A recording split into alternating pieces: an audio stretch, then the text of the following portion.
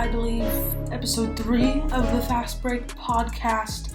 Today, we are going to be going over which Sacramento Kings player can make the 2023 All-Star Game, and just review a little bit more of the Summer League and Keegan Murray's performance in the last couple of games, and what trade rumors that the Kings have been in. So, now that we know what we're going to do, let's get right into the video. Okay, yeah, so the most likely two people that are going to make the All-Star Game, not saying that they are, but the two people that could do it on the Kings are going to be obviously the Ox and the Fox, Sabonis and De'Aaron Fox.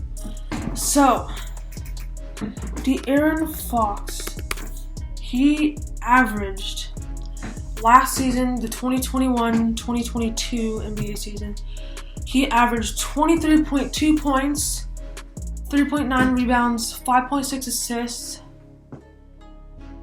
Yeah, that is, I believe, all-star numbers right there.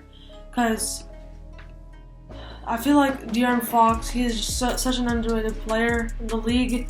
He racks up so many points, grabs a few boards, and makes a lot of assists. And he's been consistent with that the past like three seasons. Because he's been averaging around 35 minutes per game around 30 minutes per game the past 4 seasons since 2018.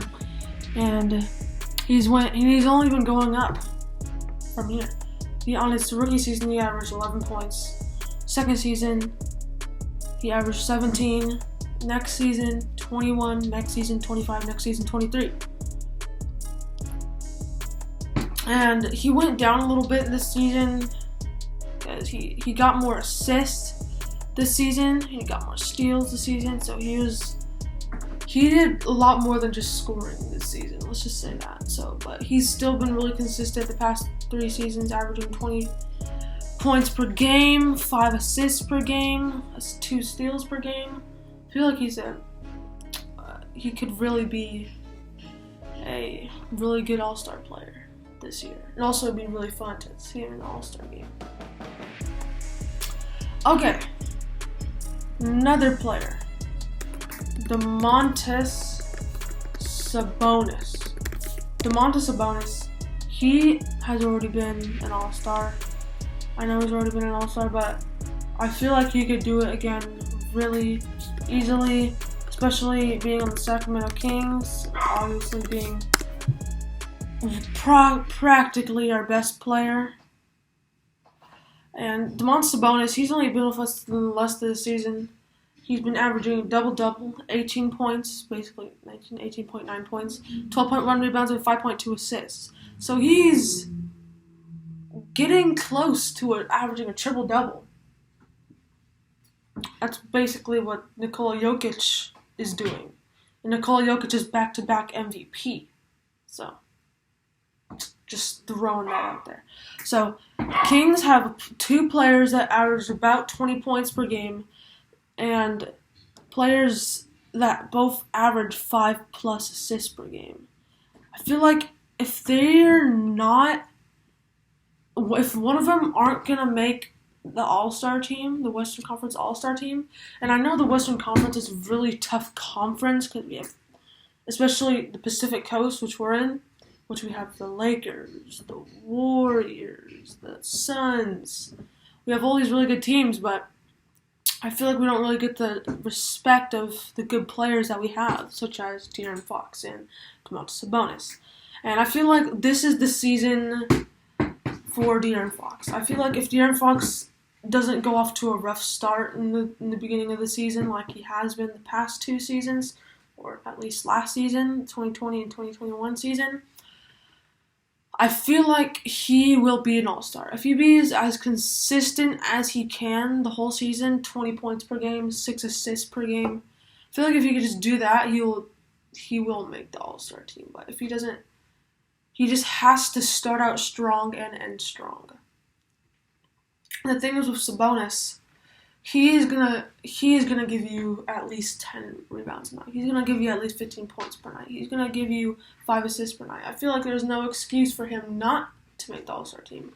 I mean, he was top 3 rebounding leaders last season. I mean, he's a big man that could pass the ball for crying out loud. So, like, I don't know why either one of them shouldn't make the All-Star team, but I mean, the NBA doesn't really like the Kings, so it's really up to the NBA on who goes to the All-Star game. So make sure, when it's the All-Star game next season, to make sure to vote Sabonis and De'Aaron Fox to try to get them to the All-Star game. Okay, now going to Keegan Murray's performance. Keegan Murray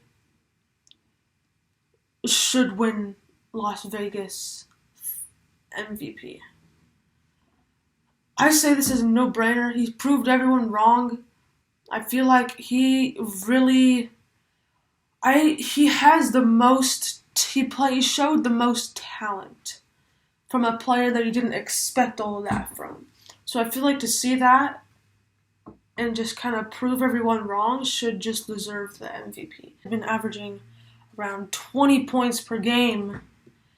Besides that one California Classic game, he scored 9. But he also did more than just scoring points that game. He dished the ball, got some rebounds, got a few blocks, got a steal. So I feel like Keegan Murray, he's not going to be that guy, that like key player on a team. He's going to be that guy that's going to sneak in like 10 to 15 points in an actual NBA game.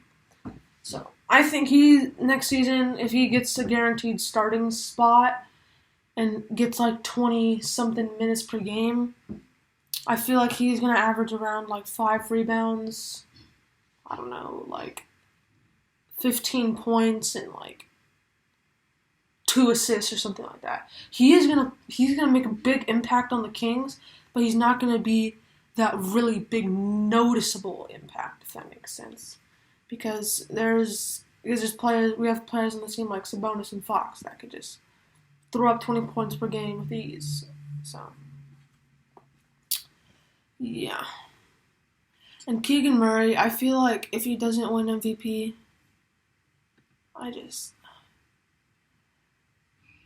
for the NBA, some reason, they just do not appreciate the Sacramento Kings. I mean, I know they have a 16-season playoff drought, but just let the Kings fans be excited about this. Let us be excited about we're winning some games.